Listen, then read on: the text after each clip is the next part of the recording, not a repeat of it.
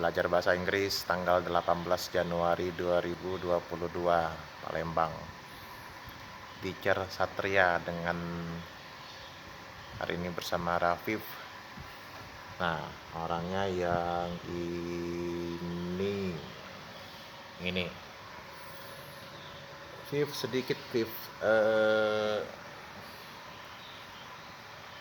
tanggapannya Viv, jujur ya, kesannya apa Viv tadi belajarnya? Agak sulit atau gimana?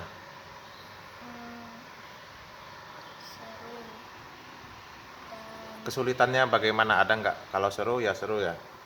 iya,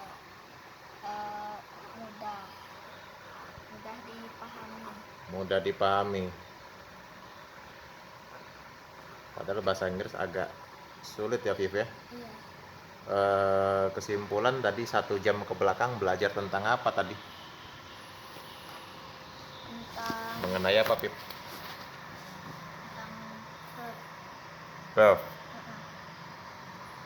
Heeh, Kata kerja ya. iya, Apalagi be ada nggak? Ada. ada, Ada.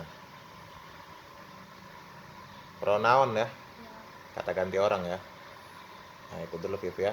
Jadi cukup menyenangkan Viv ya. iya. Sampai ketemu Kamis 20 Januari Viv ya. Oke, makasih Viv. Thank you.